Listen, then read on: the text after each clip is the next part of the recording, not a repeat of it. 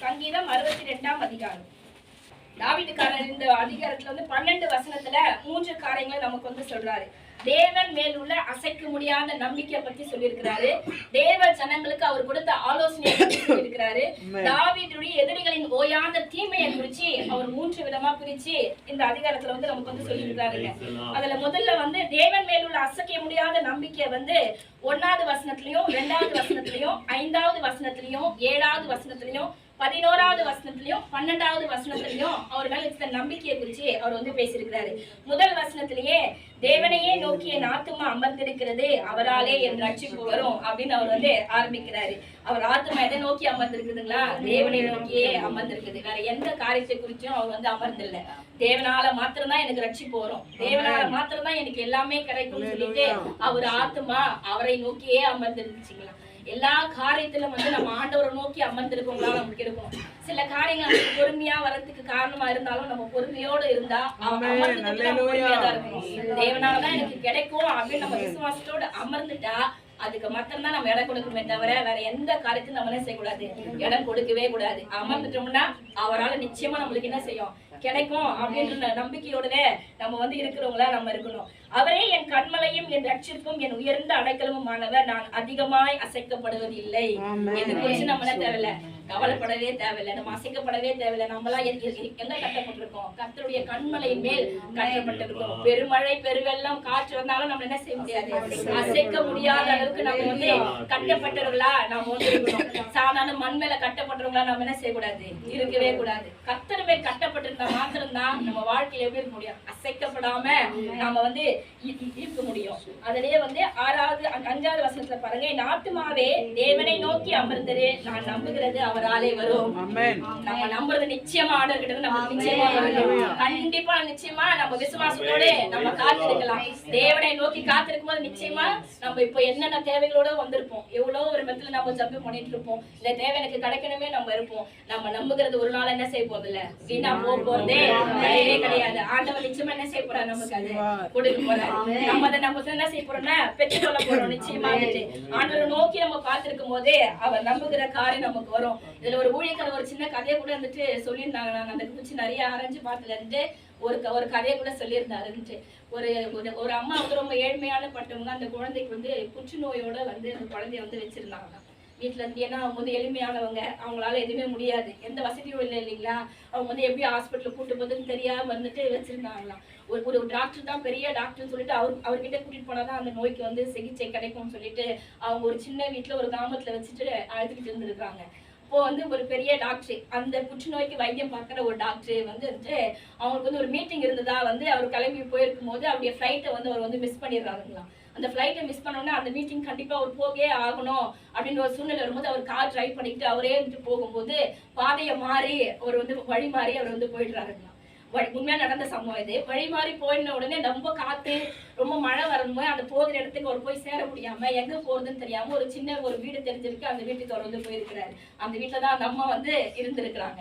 அவங்க ஓபன் பண்ணவன அவங்க உள்ள கூட்டிட்டு போய் உட்கார வச்சு அவருக்கு தேவையை சந்திச்சிருக்கும் போது அந்த குழந்தைய படுக்க வச்சு அவங்க அழுதுட்டு இருந்தாங்களாம். எதுக்கு இந்த குழந்தை இப்படி பார்த்து நீங்க வச்சுட்டு அழுதுட்டு இருக்கீங்க, என்ன ஆச்சு குழந்தைக்கு என்னும் போது, என் குழந்தைக்கு உடம்பு சரியில்லைங்க, நான் ஜோம் பண்ண போறேன், நீங்களே கூட ஜோம் பண்றீங்களா அப்படின்னு அவர்கிட்ட கேட்டிருக்காங்க.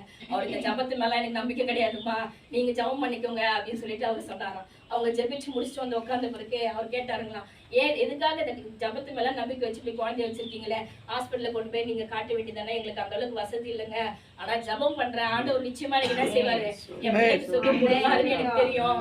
நான் மார்க்கு ஒரு டாக்டர் தான் இந்த தேசத்திலே பெரிய டாக்டரா, அவர்கிட்ட கூட்டு போனாதான் என் மகளுடைய அந்த புத்துநோய்க்கு தீர்வு இருக்குதுங்களா, அதுக்கான வழியை ஏசப்பாவியா திறந்து என் மகளை அங்க கூட்டிட்டு போகணும்னு சொல்லிட்டு தான் என்ன செஞ்சுட்டு இருக்கேன், ஜெபிச்சுட்டு இருக்கேன்னு சொன்னாங்களாம்.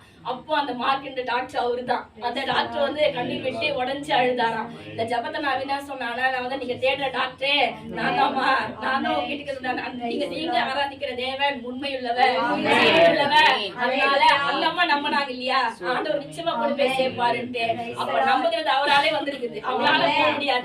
அவ்வளவு பெரிய டாக்டரையே வழி மாறி திசை மாறி அந்த ஃபிளைட் எல்லாம் மிஸ் பண்ணி ஏசப்பா அவங்களுக்காக கொண்டு சேர்த்துருக்காங்க.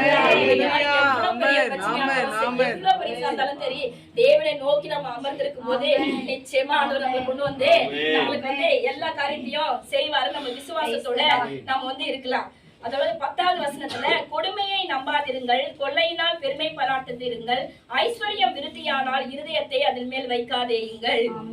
ஐஸ்வர்யம் நமக்கு வசதியும் வாய்ப்பும் வரும்போது நம்ம என்ன செய்யக்கூடாது, இருதயத்தை அதன் மேல ஒரு நாள் வைக்க கூடாது. அதெல்லாம் கொடுத்தவர் யாரு? அப்ப நம்முடைய நம்பிக்கை, நம்முடைய இருதயம் யாரு மேல இருக்கணும்? இயேசுவா மேல மட்டும்தான் இருக்கணுமே தவிர, நமக்கு வசதி வந்துருச்சு, எல்லா பொருளும் கிடைச்சிட்டு, புகழ் கிடைச்சிச்சு, செல்வம் கிடைச்சுட்டு நம்முடைய இருதயத்தை அதன் மேல நம்ம ஒரு நாளும் வைக்கவே கூடாது. கர்த்தர் மேல மாத்திரம் தான் நம்ம என்ன செய்யணும், நம்முடைய எல்லா இருதயத்தையும், நம்முடைய ஆசையும், நம்முடைய பாசத்தையும், நம்முடைய நேசத்தையும் எல்லாத்தையும் தேவன் மேல் மாத்திரமே நம்ம வைக்கிறவங்களா இருக்கணும். கடைசி வசனம், கிருபையும் உம்முடையது ஆண்டவரே, தேவரீர் அவனவன் செய்கைக்கு தக்கதாக பலன் அளிப்பீர். நம்ம நிச்சயமா நம்ம செய்கிற ஒவ்வொரு காரியத்துக்கும் நிச்சயமா ஆண்டவனே செய்வாரு, பலன் கொடுப்பார். ஒரு துதி ஆகட்டும், ஒரு பாடல் ஆகட்டும், ஒரு ஆராதனை ஆகட்டும், நம்ம ஜெபிக்கிற ஜபம் ஆகட்டும், எதுவானாலும் கர்த்தருக்கு நம்ம செய்யும் போது அதுக்கான பலன் நம்மளுக்கு நிச்சயமா நம்மளுக்கு கொடுக்காம விடவே மாட்டார். அவங்களுக்கு கிரியைக்கு தக்க பலன் தேவன் நிச்சயமாக கொடுப்பார். நாளையில் நம்ம ஒவ்வொருத்தரும் என்ன செய்யணும், என்ன நீங்க கர்த்தரை நோக்கி நம்பிட்டு இருக்கீங்களோ அவரையே நோக்கி இப்ப நம்ம பார்க்கலாம். நம்புகிறது அவராலே கிடைக்கும் அப்படின்ற விசுவாசத்தோடு இந்த வசனத்தை சொல்லி நம்ம ஜெபிக்கணும். இதோட ஒரு முறை கண்ணை மூடி இயேசுவை நோக்கி நம்ம கேட்கலாமா? ரட்சகருமாகி இயேசுவின் விலையேறப்பெற்ற நாமத்தினாலே உங்கள் அனைவருக்கும் என் அன்பின் வாழ்த்துக்கள். கர்த்தர் உங்களை ஆசீர்வதிப்பார். ஹல்லேலூயா, ஹல்லேலூயா, ஹல்லேலூயா. கர்த்தர் நல்லவர், அவர் கிருபை என்றுள்ளது. ஆமென். ஹல்லேலூயா, ஹல்லேலூயா. சந்தோஷமா இருக்கீங்களா? ஹல்லேலூயா, சந்தோஷமா இருக்கீங்களா? ஹல்லேலூயா. கர்த்தர் உண்டு பண்ணின நாள். ஆமென். களிகூர்ந்து மகிழ கடவுள். ஆமென். இது கர்த்தர் நமக்காய் கொடுத்த ஒரு மகத்துவமான ஒரு நாள். ஆமென். எத்தனையோ பேருக்கு இல்லாத ஒரு நன்மைகள், எத்தனையோ பேருக்கு இல்லாத கிருபை, எத்தனையோ பேருக்கு இல்லாத ஈவு கர்த்தர் நமக்கு இந்த நாளிலே கொடுத்தார். ஹல்லேலூயா, ஹல்லேலூயா.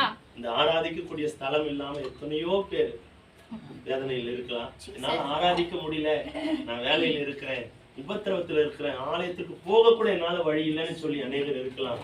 ஆனாலும் அதன் மத்தியில கர்த்தர் இன்றைக்கு அவரை துதிக்கும்படியான கிருபை, ஆராதிக்கும்படியான கிருபை நமக்கு கொடுத்திருக்கிறார்.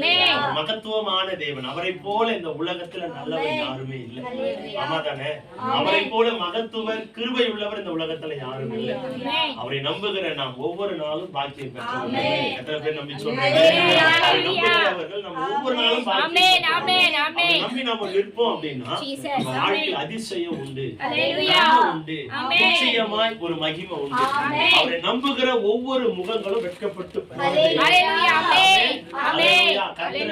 உலகத்தை நம்புவதை காட்டிலும், பணத்தை நம்புவதை காட்டிலும், பொருளை நம்புவதை காட்டிலும், ஆதாயத்தை நம்புவதை காட்டிலும் ஆண்டவருடைய கரத்தை நம்பி இருக்கிற நீங்களும் நானும் ஆசீர்வதிக்கப்படும். எந்த சூழ்நிலையா இருந்தாலும் ஆண்டவரை தேடி போங்க, எந்த நேரமா இருந்தாலும் ஆண்டவரிடத்துல போங்க, எந்த நிலையா இருந்தாலும் ஆண்டவரை தேடி போங்க. ஆண்டவரை தேடி போகிற நமக்கு நிச்சயமாய் ஒரு பதில் உண்டு. அது நன்மையான பதிலா தான் இருக்கும். தீமையானதுக்கு ஒன்றும் இல்லை, நன்மையானதை மாத்திரம் தான் ஆண்டவர் நமக்கு கொடுக்க அவர் மகத்துவமானவர். ஹல்லேலூயா. எத்தனை பேர் நம்புறீங்க? வாழ்க்கை கொஞ்சம் பின்னோக்கி பாருங்க. நம்மளாம் வாழ வேண்டியவர்களா? வாழ தகுதி உள்ளவர்களா? வாழும்படியான நீடித்து ஆயுசு உள்ளவர்களா? இல்லவே இல்லை. எத்தனையோ பேர்கள் மடிந்து போன இந்த காலங்களில நாம மாத்திரம் நிற்கிறோம் அப்படின்னா ஒரே ஒரு காரணம் உண்டு, நாம அவரை நம்பி கொரோனா என்ற ஒரு வியாதி உலகத்தையே அசைத்தது, உலகமே ஆடி போனது. ஒருவருடைய முகத்தை ஒருவர் பார்க்க கூட நிலையில்லாத ஒரு சூழ்நிலை இருந்த நம்முடைய வாழ்க்கையில இன்றைக்கு கர்த்தர் நம்மை நிலையாய் நிறுத்தி வைத்திருக்கிறார். தட்டு தடுமாறி ஏதோ நாம இந்த உலகத்தை பார்க்கிற அளவுக்கு கர்த்தர் நம்மை கொண்டு வந்திருக்கார். நாம் அவரை நம்பி நிற்கிறது. வாழ்க்கை என்றைக்கோ முடிந்து போயிருக்க வேண்டிய வாழ்க்கை, நம்முடைய வாழ்க்கை என்றைக்கோ மாறி போயிருக்க வேண்டிய வாழ்க்கை. ஆனாலும் இன்றைய வரைக்கும் ஏதோ ஒரு காரணம் நம்ம மேல ஆண்டவர் வைத்த கிருபை நிமித்தமாக ஒன்றுதான் உண்மை, வேற எதுவுமே அல்ல. நிறைய பேர் கேட்டு பாருங்க, நான் பணத்தாலதான் உயிர் வாழறேன், பதவியாலதான் உயிர் வாழறேன், இந்த மனுஷனாலதான் நான் உயிர் வாழறேன். இல்லவே இல்லை. அவர்கள் மற்றவர்கள் எதை வேண்டுமானாலும் சொல்லலாம். ஆனா நீங்கள நானும் சொல்லக்கூடியது ஒன்றே ஒன்றுதான், என் ஆண்டவராகிய இயேசு கிறிஸ்துவால்தான். ஏன்னா இன்னும் நம்ம தரிசனம் முடியல. தரிசனம் இன்னும் முடியல. நம்முடைய தரிசனம் இன்னும் வைக்கப்பட்டிருக்கிறது. அது ஒரு நாள் நிறைவேறுகிற காலம் வருகிற வரைக்கும் கண்கள் மூடுவது இல்லை. மேல் வைத்த கிருபை நிமித்தமாக வரைக்கும் நம்ம ஜீவனோடு இருக்கிறோம். அவர் கொடுத்த இந்த ஜீவனை நாம் அவருக்காய் செலவு செய்கிறவர்கள். அவர் கொடுத்த ஜீவன் அவருக்காக நம்ம செலவு செய்யணும். எதற்காகவும் இல்லை. நீங்களும் நானும் யார் தேவைக்காக அழைக்கப்பட்டிருக்கிறோம்னா அவர் தேவைக்காக அழைக்கப்பட்டிருக்கிறோம். அவர் வேலைக்காக அழைக்கப்பட்டிருக்கிறோம். அவர் சித்தத்திற்காக அழைக்கப்பட்டிருக்கிறோம். அவர் வார்த்தைக்காக அழைக்கப்பட்டிருக்கிறோம். இதை மறந்து அநேகர் எங்கோ ஓடிக்கொண்டிருக்கலாம். ஆனா நீங்களும் நானும் அதை மறந்துடவே கூடாது. இயேசுவின் தேவைக்காக உள்ளவர், இயேசுவின் தேவைக்காக அழைக்கப்பட்டவர்கள் என்று நீங்களும் நானும் விசுவாசிக்கணும். அப்படி விசுவாசிக்கும் போதுதான் நம்ம வாழ்க்கை அற்புதமாய் மாற கர்த்தர் நமக்கு உதவி செய்வார். அல்லேலூயா. தொடர்ந்து ஜெபிங்க, கர்த்தருடைய சமூகத்துல காத்திருங்க. ஒவ்வொரு நாளும் ஆண்டவருடைய சமூகத்துல காத்திருப்பதுதான் உங்க அற்புதமான ஒரு வாழ்க்கை. உங்க குடும்பம், உங்க பிள்ளைகள், உங்க வாழ்க்கை, உங்க பொருளாதாரம் எல்லாமே இன்றைக்கு பாதுகாக்கப்படுகிறதற்கு ஒரே காரணம் இயேசுவின் வார்த்தை. அந்த வார்த்தையை நம்புங்க. எந்த இருந்தாலும் ஆண்டவருடைய வார்த்தையை நம்புங்க. கர்த்தர் உங்களை ஆசீர்வதிப்பார். இது அல்ல உங்க ஆசீர்வாதம், இனி வரப்போகிறது தான் உங்களுடைய ஆசீர்வாதம். அந்த ஆசீர்வாதத்தை நீங்க சுதந்திரிக்கணும்னா அவரை நம்பி நில்லுங்க, அவரை சார்ந்து வாழுங்க. அவரை நம்பி விசுவாசிப்பீங்க அப்படின்னா உங்களுக்கு ஏற்ற உதவிகளை கர்த்தர் செய்வார். அல்லேலூயா. எனக்கு உதவி செய்வாங்க, இங்க எனக்கு நன்மை கொடுப்பாங்க, இங்க போனா எனக்கு நன்மை வரும், இங்க இருந்தா எனக்கு பணம் வரும், இங்க இருந்தா பொருள் வரும், இல்லவே இல்லை. நாசில சுவாசம் உள்ள மனுஷனை நம்பாத, நாசில சுவாசம் நம்ப, அவன் நம்புவதற்கு அவன் ஏமாத்திரம் ஒன்றுமே இல்லை. மனுஷனை விசாரிப்பதற்கும் மனுஷகுமாரன் நேசிப்பதற்கும் அவன் ஏமாத்திரம், அவன் ஒன்றுமே கிடையாது. ஒன்றுமே இல்லாத மனுஷனை நம்பி நம்பி இன்னைக்கு அநேக பேர் ஏமாந்து போய் நிற்கிறாங்க. ஆனால் எல்லாவற்றையும் செய்யக்கூடிய அதிபதியான கர்த்தரை நீங்களும் நானும் நம்புறதுனாலதான் இன்னைக்கு நம்ம குடும்பம் வேலைக்குள்ளாக ஆண்டவரை நம்பி நின்னதுனாலதான் அந்த பிரளயத்திலிருந்து அவனை பாதுகாக்க முடிந்தது. ஆண்டவரை நம்பி நின்னதுனாலதான் அந்த பிரளயத்திலிருந்து அவன் தண்ணீரின் மேல மிதக்க செய்தது. ஆண்டவரை நம்பாதவர்களாம் அந்த பிரளயத்துல முழுகி செத்து போனாங்க. ஆண்டவரை நம்பின நோவாவோ குடும்பத்தோட பாதுகாக்கப்படணும்னா, குடும்பம் என்ற பேழைக்குள்ள நீங்க பாதுகாக்கப்படணும்னா ஆண்டவரை நம்பி நில்லுங்க. வரப்போற காலம் கொடிதான காலம், வஞ்சனை நிறைந்த ஒரு காலம், மறைமுகமாய் நமக்காக வெட்டப்படுகிற காலம். அந்த காலத்துல நம்ம ஜாக்கிரதையா இருக்கணும்னா ஆண்டவரை நம்பி விசுவாசிங்க. எது நடந்தாலும் விசுவாசத்துல குறைந்து போகாதீங்க. கர்த்தர் நம்மை ஆசீர்வதிக்க வல்லவர். நானும் இதுல கேட்கும் போது ஆண்டவர் என்னோடு கூட பேசின ஒரு வார்த்தை, எனக்கு பாரமா இருந்த ஒரு காரியம் தான் ஆண்டவர் என்னோடு கூட நேற்றைய தினம் முந்தின நாள் ஆண்டவர் தெளிவுபடுத்தின அந்த வார்த்தை. பிள்ளைகளை குறித்து அநேக பாரங்கள், இனி வரப்போகிற காலமும் பிள்ளைகள் மேல பிசாசானவன் அநேக காரியங்களை விதைக்கிறான். இன்னைக்கு பிள்ளைகள் மத்தியில் எப்படி விதைக்கிறான்? அவன் சிறு வயதிலே அநேக பாவங்களையும் உலக ஆசைகளையும் இன்னைக்கு பிசாசானவன் பிள்ளைகள் மத்தியில விதைச்சு வச்சிருக்கான். பிள்ளைகளை பாதுகாக்கிற ஒரே ஒரு கடமை யார் இடத்துல உண்டுன்னா பெற்றோர்கள் ஆகிய உங்களுக்கும் எனக்கு மாத்திரம் அந்த ஆண்டவர் கடமை கொடுத்தார். நம்ம பிள்ளைகளை எப்படி வளர்க்க வேண்டும், பிள்ளைகளுடைய வாழ்க்கையில நாம் எப்படிப்பட்டவர்களா இருக்கணும், ஆவிக்குரிய வாழ்க்கையில பிள்ளைகளை நம்ம எப்படியாய் வளர்த்து ஆண்டவருக்காய் நம்ம ஒப்பு கொடுக்கணும். இன்றைக்கு பார்க்க போகிற வேத வார்த்தை அதுதான். ஆண்டவர் என்னோடு கூட பேசின அந்த ஒரு வார காலமா என்னோடு கூட பேசின அந்த வார்த்தை பிள்ளைகளை குறித்து. ஏனென்றால் இன்னைக்கு அநேக பிள்ளைகள் பாவத்துல, சின்ன சின்ன பிள்ளைகளா இன்னைக்கு பாவத்துல மரிச்சு போறாங்க, பாவத்துல அடியெடுத்து வைக்கிறாங்க. எனக்கு தெரியும், என்னுடைய கிராமத்துல பாத்தீங்கன்னா அந்த காலங்களில அப்போல்லாம் நாங்க இருந்த காலகட்டங்களில் பெற்றோர்களுக்கு நாங்க பயந்தோம். ஒரு வார்த்தை என் தகப்பனார் கூப்பிட்டாருன்னா அடுத்த நிமிஷமே நாங்க அந்த இடத்துல நிற்போம். ஆனா இன்றைக்கு இருக்கிற பிள்ளைகள் பெற்றோர்கள் கூப்பிட்டாலும் கண்டுகொள்ளாமல் போகிற சூழ்நிலை, அந்த குணங்கள் பிசாசானவன் பிள்ளைகளுடைய இருதயத்துல விதைச்சிட்டான், கடினமுள்ள இருதயத்தை விதைச்சிட்டான். ஆகையினால நம்ம பிள்ளைகளுக்காக நம்ம அதிகமா சிந்திக்கணும். பிள்ளைகளை எப்படி வளர்க்க வேண்டும் என்ற காரியத்தை தான் நம்ம இன்னைக்கு தியானிக்க போகிறோம். எடுத்து வாசிக்கலாம். நியாயாதிபதிகள் 13ஆம் அதிகாரம் 12வது வசனம். இந்த வேத வார்த்தைகளை நம்ம வாசிக்கும் போது கூர்ந்து கவனிங்க. ஒருத்தர் வாசிங்க, மற்றவர்கள் அதை கூர்ந்து கவனிங்க. வேத வார்த்தைக்கு உங்க செவியை திறந்து வைங்க. நியாயாதிபதிகள் 13ஆம் அதிகாரம் 12வது வசனம். பக்கம் 321 பழைய ஏற்பாடு.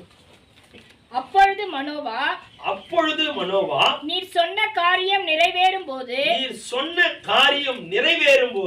அந்த பிள்ளையை எப்படி வளர்க்க வேண்டும், அந்த பிள்ளையை எப்படி வளர்க்க வேண்டும், அதை எப்படி நடத்த வேண்டும் என்று கேட்டான். அந்த பிள்ளையை எப்படி வளர்க்கணும், எப்படி நடத்த வேண்டும் என்று ஆண்டவரிடத்துல மனாவை கேட்டான். ஹல்லேலூயா.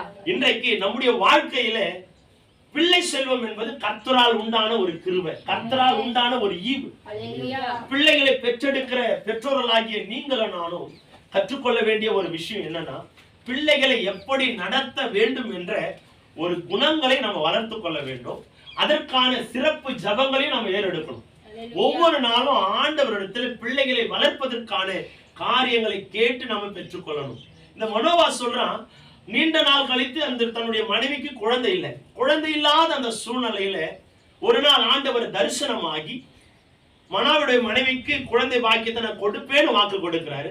இந்த காரியம் மனோவாவுக்கு கேள்விப்பட்ட உடனே ஆண்டவரிடத்துல அவன் விசாரிக்கிறான், ஆண்டவரே எனக்கு குழந்தையை கொடுப்புன்னு சொன்னீங்க, ஆனாலும் இந்த குழந்தையை நான் எப்படி வளர்க்க வேண்டும்?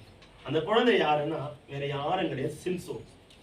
சிம்சோன் ஆகிய அந்த பலசாலியை நான் எப்படி வளர்க்க வேண்டும் என்று அந்த கருவில் உருவாவதற்கு முன்னமே அவன் ஆண்டவரிடத்தில் கேட்டு தெரிந்து கொள்கிறான்.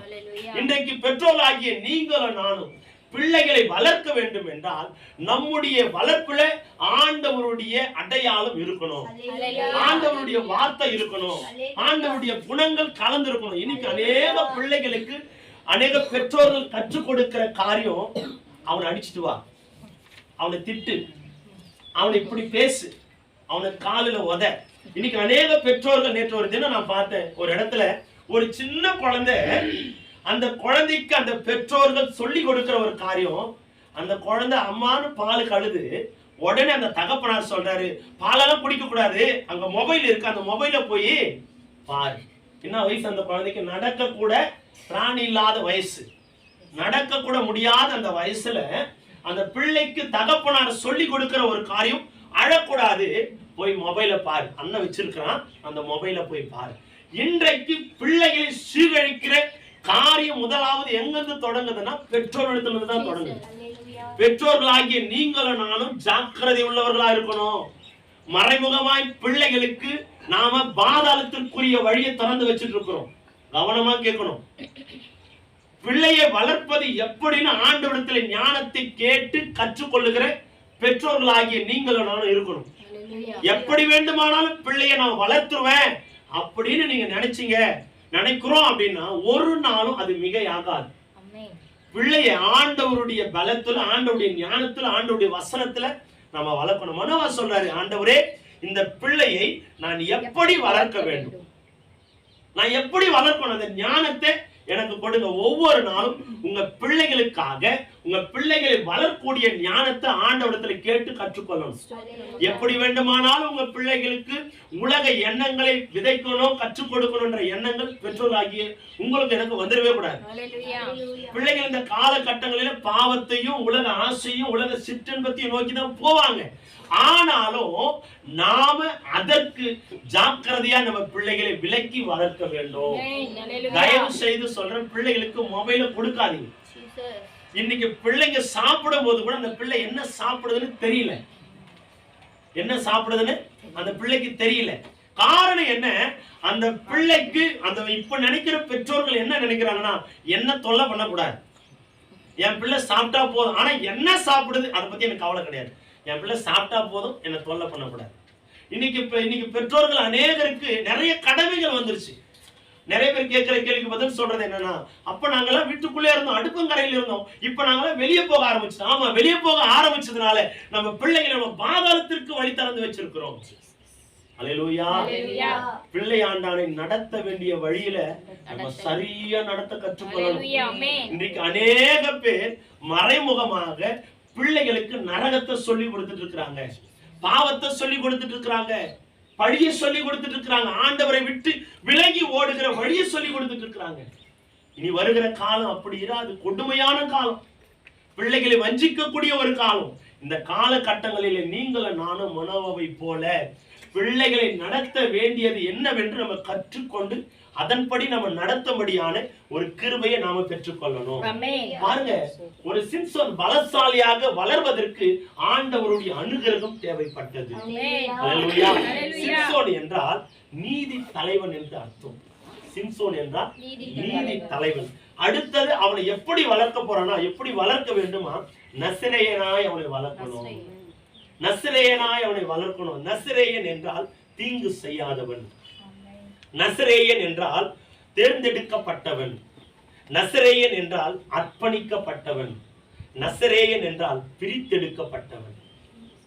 இத்தனை காரியங்கள், இதை விட அதிகமா நிறைய காரியம். நசரேயன் என்றால் அநேக காரியம் உண்டு. நல்ல குணங்கள் படைத்தவன், எதற்கும் அஞ்சாதவன். இப்படிப்பட்ட ஒரு காரியத்துல ஆண்டவர் சிம்சோனை வளர்க்க வேண்டும் என்று ஆண்டவர் பிரயாசப்பட்டார், மனோவா பிரயாசப்பட்டார். ஆனாலும் இன்றைக்கு இருக்கிற காலகட்டங்களில் அன்றைக்கே ஒரு காரியம் தொடங்குச்சுன்னா, பெற்றோர்கள் நல்ல காரியத்துல வளர்க்க நினைச்சாலும் சிம்சோன் தன்னுடைய இச்சைக்காக அவன் தன்னை ஒப்பு கொடுத்தான். தன் கண்ணின் இச்சைக்காக அவன் தன்னை ஒப்பு கொடுத்தான். தன்னுடைய உலக ஆசைக்காக தன்னை ஒப்பு கொடுத்ததுனால அவன் வாழ்க்கை நிர்மூலமாய் மாறி போனது. நம்முடைய வாழ்க்கையில் ஒன்று மாத்திரம் தெரிந்து கொள்ளுங்க, நம்முடைய பிள்ளைகளுடைய வாழ்க்கை சுகமா இருக்கணும்னா நம்ம பிள்ளைகளை நல் வழியில நடத்த கற்றுக்கொள்ளணும். அதுக்குதான் இந்த வேத வார்த்தை நமக்கு துணையா இருக்கு. வேத வசனத்தை நம்ம தெளிவா படிக்கணும், வேத வசனத்தை தெளிவா புரிந்து கொள்ளணும். உலகத்துல எதை வேண்டுமானாலும் என் பிள்ளைக்கு நான் கற்றுக் கொடுத்துருவேன் அப்படின்னு சொல்லி யாரும் நினைச்சிடவே முடியாது. இன்றைக்கு நம்ம பிள்ளைகளுக்கு உலக காரியத்தை கற்றுக் கொடுங்க வேணாம்னு சொல்ல. நீதியானது எதுவோ, சரியானது எதுவோ, நேர்த்தியானது எதுவோ அதுதான் நம்ம பிள்ளைகளுக்கு சொல்லிக் கொடுக்கணும். அல்லேலூயா. இன்னைக்கு நிறைய பேர் அப்பா அம்மா மொபைல பார்த்தா பக்கத்துல பிள்ளை வந்து உட்கார்ந்தா நீயும் பாக்குறியான்னு சொல்லி நீங்க காட்டுற அநேக பெற்றோர்கள் உண்டு. ஊழியக்காரர்களே உண்டு. பிள்ளை பக்கத்துல வந்து படுத்த உடனே போன் ஆஃப் பண்ற அந்த குணம் யாருக்குமே இல்லை. நீ வா பக்கத்துல படுத்துட்டு மொபைல பாரு. இன்னைக்கு அந்த பிள்ளைக்கு இன்னைக்கு பெற்றோர்கள் நமக்கு கூட தெரியலையா அந்த மொபைல் ஆபரேட் பண்ண. 2 வயசு பிள்ளை ஆபரேட் பண்றான். காரணம் என்ன? உலக எண்ணம், பிசாசின் தந்திரம். இன்னைக்கு ஏன் அநேகர் கையில பிசாசு மொபைல கொடுத்திருக்கிறான் சொல்லுங்க? ஏன் மொபைல கொடுத்திருக்கிறான்? ஒரே ஒண்ணுதான், எப்படியாவது நீ அவரை விட்டு பிரிஞ்சு வரணும். அவன் நோக்கம் மொபைல் அல்ல, இயேசு. அவரை விட்டு நீ பிரியணும், அதுதான் அவனுடைய நோக்கமே. அவன் தந்திரமே அதுதான். அதனாலதான் அவன் அநேக காரியங்களை அதுக்குள்ள வைத்து. அன்னைக்கு சிம்சோன் தேடி போய் தெலீலா மடியிலே படுத்தான். ஆனால் இன்றைக்கு தெலீலால் ஒவ்வொரு கரங்களிலும் பிசாசு கொடுத்து வச்சிருக்கான். அல்லேலூயா. ஒவ்வொரு கரங்களிலும் ஒவ்வொரு வீட்டிலும் தெலீலா இருக்கு. மறுக்க முடியுமா? யாராச்சும் மறுக்க முடியுமா? இன்னைக்கு அதே மொபைல்ல வேத வசனத்தை வாசிக்கிறான், அதே மொபைல்ல அநேக காரியத்தை செயல்படுத்துறான். பிசாசு தந்திரம் உள்ளவன், பயங்கரமான தந்திரம் உள்ளவன். ஜாக்கிரதையா இருங்க. நம்முடைய பிள்ளைகள் நம்முடைய பொறுப்பு. முதலாவது ஊழியம் எது தெரியுமா? குடும்பம். தன் குடும்பத்தை நடத்தாதவன் ஊழியத்தை நடத்தவே முடியாது. சரியா புரிந்து கொள்ளணும். குடும்பத்தை விட்டுட்டு வேற எந்த காரியத்திலாவது உன் இருதயமோ உன் மூளையோ உன் அறிவோ போதுனா உன் ஊழியம் பாழாய் போகும். ஜாக்கிரதையா இருங்க. நான் கடினமுள்ள உபதேசம் தயவு செய்து எனக்கு கோபித்து கொண்டாலும் பரவாயில்லை, ஆண்டவர் சொல்றதை நான் சொல்லிட்டு போயிட்டே இருக்கிறதால தான் என் வேலை. தயவாய் புரிந்து கொள்ளுங்க. பிள்ளைகளை ஜாக்கிரதையாய் வளர்க்கக்கூடிய பெற்றோர்களாகிய நீங்களும் நான் இருக்கணும். அன்பு காட்டுங்க, பாசத்தை காட்டுங்க. கண்டிக்க வேண்டிய நேரத்துல கண்டிக்க வேண்டியது அவசியம். அல்லேலூயா. கண்டிக்க வேண்டிய நேரத்துல கண்டிக்க வேண்டியது அவசியம். உன் பிள்ளைய பெரம்பல கையாளுறதுனால உன் பிள்ளை செத்து போக மாட்டான். அவன் ஆத்துமா பாதாளத்திலிருந்து தப்பு வைக்கப்படுது இல்லையா? பாருங்க, தன்னுடைய பிள்ளையை வளர்க்க வேண்டும் என்ற ஒரு காரியத்தை ஆண்டவரிடத்துல முறையிடுறான். நான் எப்படி வளர்க்கணும் ஆண்டவர், எனக்கு அதை கற்றுக் கொடுங்க.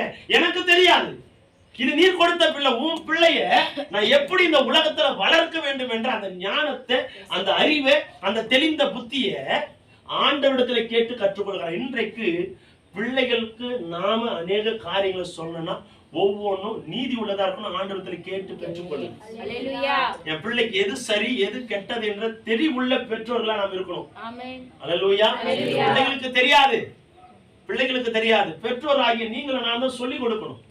நாம சொல்லிக் கொடுக்க மறந்தோம் அப்படின்னா ரகசியமாக மறைமுகமாக நம்ம பிள்ளைகளுக்கு பாதாளத்துக்கு வழி நாம தான் சொல்லிக் கொடுக்கணும். அல்லேலூயா. அல்லேலூயா. ஒரு தாயார் வயதான மூதாட்டி வயதான ரொம்ப வயதானதும் கிடையாது, தன் பிள்ளைய சிறு வயதிலிருந்து வளர்த்தாங்க. வளர்க்கும் போது அந்த பிள்ளை நன்றாக வளர்ந்த ஒரு காலகட்டங்கள் வந்த உடனே பள்ளி பருவம் வந்தது. பள்ளி பருவத்தில் அவன் சிறிய காரியத்தை துவங்க ஆரம்பிச்சான். என்ன காரியம்னா சின்ன சின்ன பென்சிலை திருட ஆரம்பிச்சான். லபரை திருட ஆரம்பிச்சான். அவன் வாழ்க்கை அப்படியே கடந்து போகும்போது இது தாயாருக்கு தெரிய வந்த போதும் தாயார் பிள்ளையை கண்டிக்கல. தாயார் பிள்ளையை கண்டிக்காமல் போனதுனால அவன் வாழ்க்கை அப்படியே பயணித்தது. கல்லூரி வாழ்க்கை முடித்தான். கடைசியில சிறிய திருட்டுல ஆரம்பிச்ச அவன் வாழ்க்கை பெரிய திருட்டாய் மாறினது. கடைசியில ஒரு இடத்துல போகும்போது திருடுகிற அந்த சூழ்நிலையில ஒரு மனிதனை கொலை பண்ணுகிற ஒரு நிலைக்கு வந்துட்டான். கடைசியில போலீஸ் அரெஸ்ட் பண்ணி கோர்ட்ல நிக்க வைக்கும் போது அவன் சொல்றான், உன்னுடைய வாழ்க்கையே இப்படி மாறி போனது, எதற்காக இப்படி இந்த காரியத்தை செய்த? அவன் எதுவுமே பேசல. என் தாயாரை நான் பார்க்கணும். என்ன சொன்னா? என் தாயாரை நான் பார்க்கணும், என் தாயார் இடத்துல நான் பேசணும். வேற எதுவுமே அவன் கேட்கல. தாயார் அருகில வந்தாங்க. கோர்ட்ல கூண்டல நின்றுட்டு இருக்கான். தாயார் அருகில வந்தாங்க. வந்தவங்களை ஒண்ணுமே பண்ணல, கட்டி பிடிச்சு காதை கடிச்சு எடுத்துட்டான். காரணம் என்ன? எதுக்குப்பா இந்த வேலை செஞ்சு அப்படின்னு கேட்கும்போது அவன் சொன்னான், என் தாயார் அந்த நாளில் என்னை கண்டிச்சு அடிச்சு வளர்த்திருந்தா இந்த திருட்டுள்ள காரியத்தை கொலை செய்கிற அளவிற்கு நான் போயிருக்க மாட்டேன். புரியுதுங்களா ஐயா? என் தாயார் அன்றைக்கு என்னை கண்டித்து உணர்த்திருந்தா நான் இன்றைக்கு கொலை குற்றவாளி அந்த கூண்டுல நான் நின்று இருந்துக்க மாட்டேன். அன்றைக்கு என்னை கண்டிக்காதனால்தான் இன்னைக்கு என் வாழ்க்கை நிர்மலமாய் மாறி போனது. என் வாழ்க்கை நிர்மலமாய் போவதற்கு ஒரே காரணம் என் தாயார் தான். இப்ப நான் தூக்கல போனாலும் பரவாயில்லன்னு சொல்லி தன்னுடைய வாழ்க்கை முடித்துக் கொண்டான். பாருங்க, நம்முடைய வாழ்க்கையில நமக்கு பிள்ளைகள் கர்த்தரால் வந்த சுதந்திரம், கர்ப்பத்தின் கனி அவரால் கிடைக்கப்பட்ட பலன். அல்லேலூயா, அல்லேலூயா. இதுல நம்முடைய பங்கு ஒண்ணுமே இல்லையா. எவ்வளவுதான் முயற்சித்தாலும் கடவுளுடைய அனுகிரகம் இல்லையா பிள்ளை என்ற செல்வம் ஒரு வாழ்க்கையில குடும்பத்துல இராது. ஆமென். பிள்ளைய கர்த்தர் கொடுத்தாருன்னா அவருக்காக தான் நம்ம வளர்க்கணும். நீங்க அநேகர் அதை புரிந்து கொள்ளல. என் பிள்ளை அநேகர் சொன்னாங்க, என்னுடைய மகன் பள்ளியில நான் பள்ளியில நான் விடும்போது ஒவ்வொரு நாளும் பிரேயர் நடக்கும். பிரேயர் முடிந்த பிறகு அங்கிருந்து கடந்து வருவேன். ஏன்னா அங்க இருக்கிற அந்த வர்ஷிப் இப்ப நல்லா பிடிக்கும் எனக்கு. இப்போ பாத்தீங்கன்னா நிறைய ஸ்கூல்ல வர்ஷிப் பண்ண ஆரம்பிச்சுட்டாங்க. அந்த பாடல் வழியா அந்த ஆராதனை நடத்த ஆரம்பிச்சுட்டாங்க. ஆமா இல்ல சிஸ்டர்? இப்போ ஆராதனை நடத்த ஆரம்பிச்சுட்டாங்க. அப்படி ஆராதனை நடக்கும். நான் கொஞ்ச நேரம் நின்று பார்ப்பேன். அந்த ஆராதனை முடிஞ்ச பிறகுதான் வருவேன். பாருங்க, ஒவ்வொரு பிள்ளையுடைய பிறந்த நாளுக்கும் முன்னாடி நிக்க வச்சு என்கரேஜ் பண்ணுவாங்க. இது போல இந்த பிள்ளை நாள் எல்லா பிள்ளைங்க சொல்லுவாங்க, என் பேரு இப்படி இருக்கு, நான் இது போல இருக்கிறேன், என்னுடைய ஆம்பிஷன் வந்து டாக்டர் ஆகணும், இன்ஜினியர் ஆகணும், போலீஸ் ஆகணும், கவர்னர், இப்படியெல்லாம் இருக்கிற பிள்ளைங்க ஒரு பிள்ளை கூட நான் கர்த்தருக்காக ஊழியம் செய்யணும் சொல்றதே கிடையாது. இது வரைக்கும் நான் கேள்விப்படல. ஆனா என் பிள்ளை இது வரைக்கும் நான் பெருமைக்காக சொல்ல, சாட்சியா சொல்றேன், சிறு வயதுல இருந்து இன்றைய வரைக்கும் என் பிள்ளையை நீ எதற்காக வளர்ற? ஆண்டவருடைய வேலைக்காக. இந்த மாசம் 4ஆம் தேதி பிறந்த அந்த சிறு வயதுல இருந்து நான் சொல்ல வச்ச ஒரே ஒரு காரியம், நீ என்ன சொல்லணும் அதுதான். நேரம் போனா ஆண்டவருடைய வார்த்தை, my name is Joshua Carson, என்னுடைய ஆம்பிஷன் become a pastor. நான் கடவுளுக்காக ஊழியம் செய்யறேன், கடவுளுக்காகவே வாழறேன். ஒரு நாள் ஆண்டவருக்காக வாழணும்னு யாருமே நினைக்கிறதே இல்லை. ஏனென்றால் பெற்றோர்கள் பிள்ளைகளுக்கு என் பிள்ளை டாக்டர் ஆகணும், இன்ஜினியர் ஆகணும், இப்படி ஆகணும், அப்படி ஆகணும், உன் பிள்ளை வாழணும் அப்படின்றது யாருக்கும் தோணல. பாருங்க, என் பிள்ளை 1000 வருஷம் அரசாட்சியில ஆண்டவரோடு கூட இருக்கணும் தோணல. பாருங்க, கோடி வருஷம் அரசாட்சியில் ஆண்டவரோடு கூட கரங்களை பிடிச்சு நடக்கணும். அன்றைக்கு ஆதாமும் ஏவாளும் ஏதேன் தோட்டத்துல சந்தோஷமா இருந்த வாழ்க்கை மறுபடியும் என் பிள்ளை தொடரணும்ன்ற எண்ணங்கள் அநேக பெற்றோர்களுக்கு இல்ல. பிள்ளை இந்த உலகத்திலே வாழ்ந்து இந்த உலகத்திலே இல்லைங்க. இந்த உலகம் முடிந்து போகலாம், ஆண்டவருடைய 1000 வருஷம் அரசாட்சி முடியாது. அந்த அரசாட்சியில தான் நீங்களும் நானும் வாழணும். அல்லேலூயா. அதுக்கு நம்ம பிள்ளையை தயார் செய்யணும். வேலை செய்ய வேணாம்னு சொல்ல, வேலை செய்தாலும் கர்த்தருக்காக எதையாவது நம்ம செய்யணும். இப்பவே நம்ம பிள்ளைகளுக்கு அதை சொல்லிக் கொடுக்கணும். நம்ம பிள்ளைகளுக்கு என்ன உன்னுடைய ஆம்பிஷன் என்னவா இருக்கணும்? டாக்டரா இருக்கணும், இன்ஜினியர் இருக்கணும் சொல்லி சொல்லி சொல்லி அந்த பிள்ளை பாஸ்டர்ன்ற வார்த்தையை மறந்து போச்சு. பாஸ்டர்னா என்னன்னு கேட்டா அப்படின்னா என்ன அப்படின்னு பிள்ளைங்க கேட்கிறாங்க. ஊழியர்னா என்ன அப்படின்னு இன்னைக்கு பிள்ளைங்க கேட்கறாங்க. காரணம் நம்ம சொல்லி கொடுக்கறது இல்ல. மனாவே பாருங்க, நான் எப்படி வளர்க்கணும் ஆண்டவரே அதை சொல்லி கொடுங்க. அல்லேலூயா. பிள்ளைய நல் வழியில நம்ம நடத்துகிற பெற்றோர்களா இருக்கணும். பிள்ளைங்க நல் வழியில வளரல அப்படின்னா அதற்கு முழுக்க முழுக்க காரணம் ஆண்டவர் இல்ல, நீங்களும் நானும் தான். நாம சரியா சொல்லி கொடுக்கல. பிள்ளை ஒரு தவறு பண்ணா கண்டிக்க வேண்டிய நேரத்துல கண்டிக்கணும், தண்டிக்க வேண்டிய நேரத்துல தண்டிக்கணும். அல்லேலூயா. கண்டிக்க வேண்டிய நேரத்துல கண்டிக்காம விட்டுட்டு தண்டிக்க வேண்டிய நேரத்துல தண்டிக்காம விட்டதனாலதான் பிள்ளைகள் இன்றைக்கு பெற்றோருடைய வார்த்தையை கேட்கறதில்ல. நீ என்ன சொல்றது, நான் என்ன கேட்கறது? உனக்கு வேலை வெட்டியே இல்லமா, போமா. நீ வாழ்ந்த காலம் சட்டி பானை செய்த காலம், இந்த காலம் கம்ப்யூட்டர் காலம். எங்க காலத்துல உங்க பேச்செல்லாம் கேட்க மாட்டோம் அப்படின்ற நிலைக்கு பிள்ளைங்க வருவதற்கு காரணம் என்ன? நாம சரியா சொல்லி வளர்க்கல. அல்லேலூயா. கருவில இருந்தே பிள்ளைக்கு என்ன சொல்லி வளர்க்கணும்? நீ டாக்டர் ஆயிரு, நல்லா இரு, இப்படி வரணும் உயர். ஒரு அம்மா அப்படிதான் சொல்லி ஜெபம் பண்றாங்க. ஐயா பாஸ்டர், என் பிள்ளை ஒரு காலத்துல நல்ல ஒரு டாக்டரா இருக்கணும். தப்பே கிடையாது.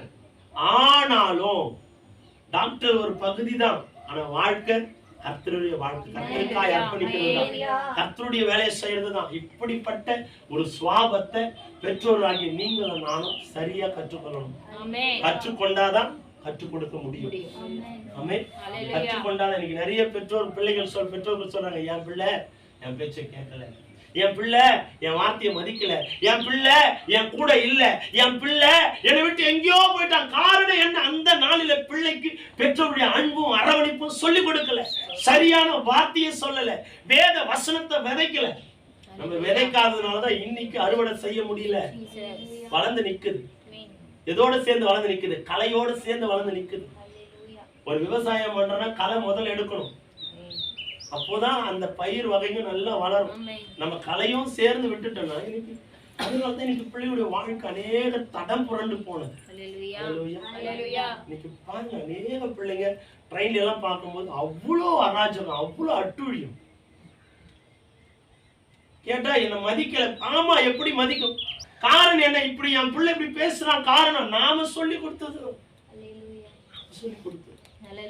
நல்லதை சொல்லி கொடுத்தா நம்ம பிள்ளைக்கு நல்லது தெரியும், கெட்டதை சொல்லி கொடுத்தா கெட்டதுலதான் வளரும். அண்ணாவை போல சரியான வளர்ப்புகளை பிள்ளைகளை வளர்க்கும்படியான ஜபத்தை ஏறிடுங்க, கற்றுக் கொடுங்க, அதுக்காக பிரயாசப்படுங்க. பணம் பொருள் ஆஸ்தி ஒரு பக்கம் இருக்கட்டுங்க, நாம பிள்ளைகளை சரியா வளர்க்கணும். அல்லேலூயா. அடுத்தபடியாக பிள்ளைகளை கர்த்தருக்கேற்ற சிட்சையிலும் போதனையிலும் வளர்ப்பீர்களாக. பிள்ளைகளை கர்த்தருக்கேற்ற சிட்சையிலும் போதனையிலும் நம்ம வளர்க்க வேண்டும். எபேசியர் 6ஆம் அதிகாரம் 4வது வசனம் வாசிங்க. பிதாக்களே, நீங்களும் உங்கள் பிள்ளைகளை கோபப்படுத்தாமல் கர்த்தருக்கு ஏற்ற சிட்சையிலும் போதனையிலும் அவர்களை வளர்ப்பீர்களாக. ஆமா, பிதாக்களே, நீங்களும் உங்கள் பிள்ளைகளை கோபப்படுத்தாமல் கர்த்தருக்கு ஏற்ற சிட்சையிலும் போதனையிலும். நிறைய பெற்றோர்கள் தான் கோபத்தை எடுத்துட்டு வந்து பிள்ளைகள் மேல, உனக்கு வேலை வெட்டியே இல்லையா, நங்கு நங்கு நங்கு, நாயே பேய சனினே, இந்த வார்த்தையில தயவு செஞ்சு பெற்றோர்களாகி நீங்களானும் சொல்லக்கூடிய வார்த்தையே கிடையாது. பிள்ளைகள் கர்த்தரால் ஒரு சுதந்திரம் இல்லம்மா. கர்ப்பத்தின் கனி அவர் கிடைக்க, அப்புறம் அவர் கையினால உண்டான பலன், அவர் பிரயாசத்தோடு கொடுத்தது, அவர் ஆசையா கொடுத்தது, அவர் கொடுத்த அந்த நல்ல கனியை நாம என்ன சொல்லி கூப்பிடுறோம்? ஏன் நாயே சனியனை, இந்த வார்த்தையெல்லாம் பிள்ளைகளை சொல்லி நம்ம கூப்பிடுறோம் அப்படின்னா ஆசீர்வாதத்தை இழந்து போகும். நாம தான் நம்ம பிள்ளைக்கு சாபத்தை விதைக்கிறோம் தலைமையில. அல்லேலூயா. கர்த்தருக்கேற்ற போதனையில நம்ம வளர்க்கணும்.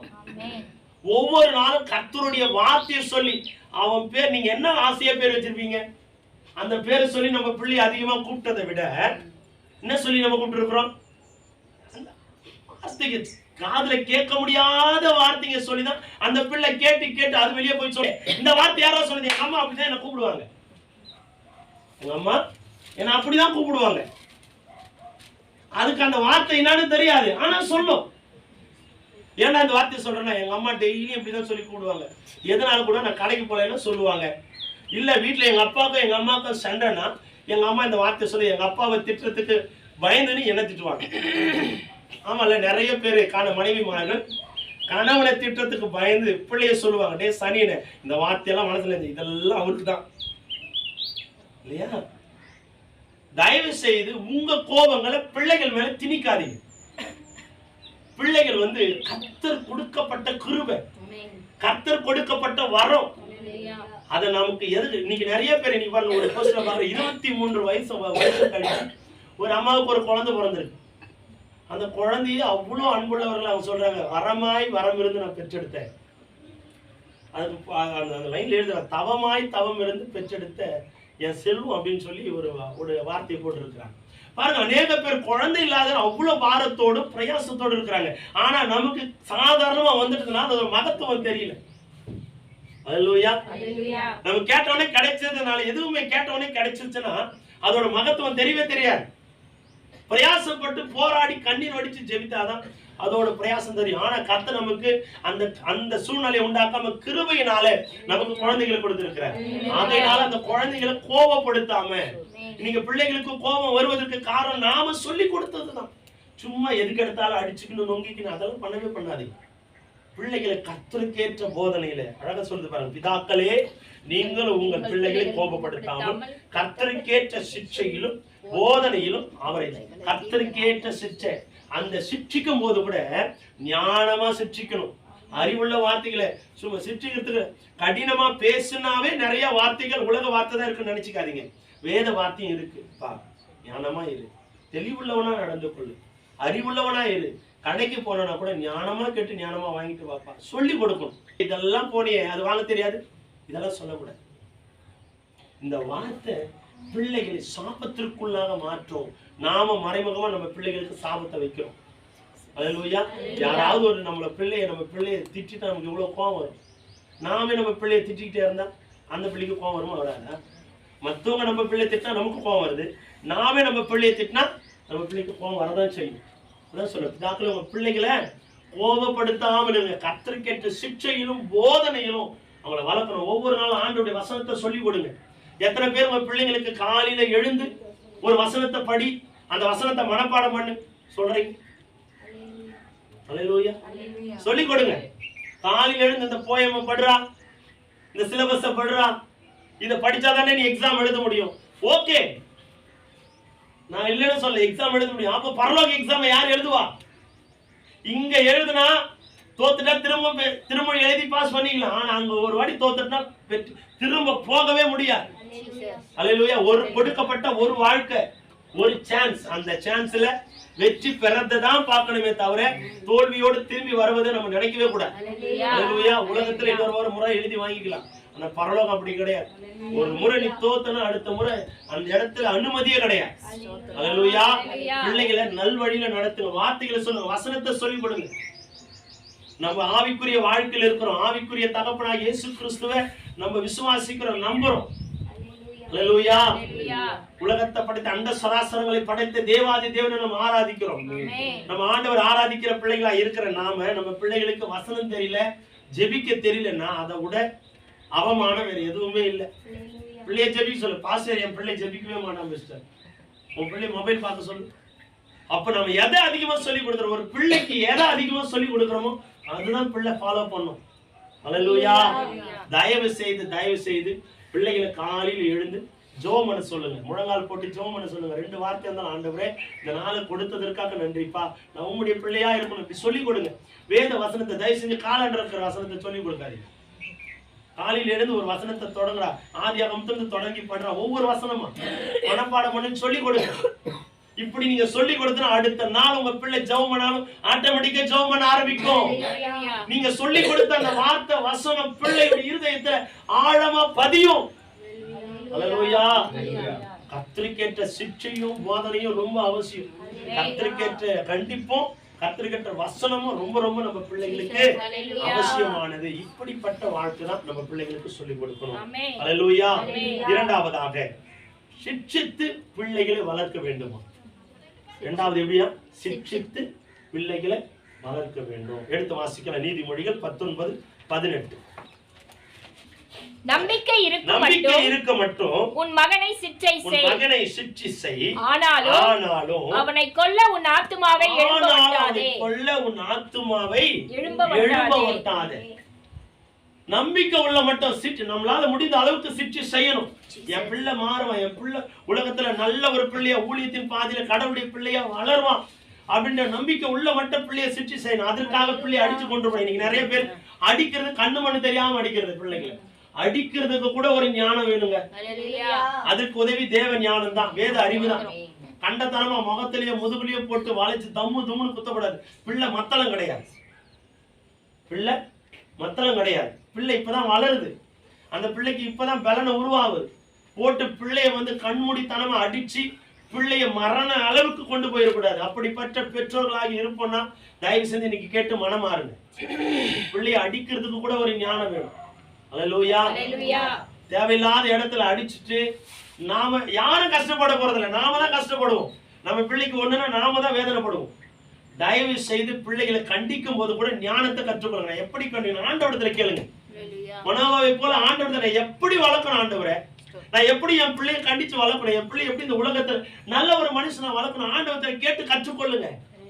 அல்லேலூயா.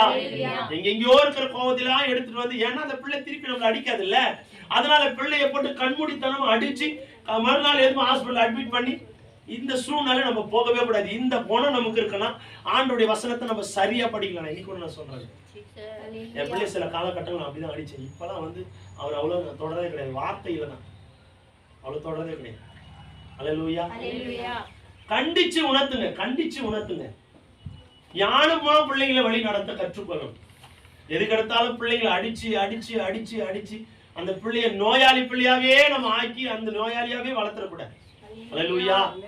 கர்த்தருக்கேற்ற அந்த ஞானம் நமக்கு ரொம்ப ரொம்ப முக்கியம். ஆமென். நீதிமொழிகள் 29:17 வாசிங்க. 29:17 வாசிங்க. உன் மகனை சிற்றை செய், அவன் உனக்கு ஆறுதல் செய்வான். உன் ஆத்துமாவுக்கு ஆனந்தத்தையும் உண்டாக்குவான். அவனை நீங்க சிற்றி செய்தா அவன் உங்களுக்கு எப்படி மாறுவானா? ஆறுதல் செய்வான். ஆறுதல் செய்வான். ஆறுதல் உள்ளவனா மாறுவான். உங்க இருதயத்திற்கு ஏற்றவனாய், உன்னுடைய வளர்ப்பிற்கு ஏற்றவனா, ஆவிக்குரிய வாழ்க்கையில ஒரு ஒரு ஊன்றுகோல அவனும் கூட வளருவான். அல்லேலூயா. மகனை கண்டிப்பா கண்டிச்சு, பிள்ளையா இருந்தாலும் ஆம்பளை பிள்ளையா இருந்தாலும் பொம்பளை பிள்ளையா இருந்தாலும் கண்டிக்க வேண்டிய நேரத்துல கண்டிக்கணும். தவறு செய்தா சிற்றி செய்வது ரொம்ப ரொம்ப அவசியம். அல்லேலூயா. என் பிள்ளைய நான் திட்டுறதே கிடையாதுங்க, என் பிள்ளைய கண்டிச்சதே கிடையாது. அவன் ஆண்டவருடைய வசனத்தை விட்டுட்டு உலக காரியத்தை கொண்டு வந்து பிள்ளைங்க மேல திணிச்சோம் அப்படின்னா, இந்த வேத வசனம் சொல்றது அவன் ஆறுதல் செய்வான். ஆனா இப்படிலாம் திணிச்சீங்கன்னா ஆறுதலே வராது.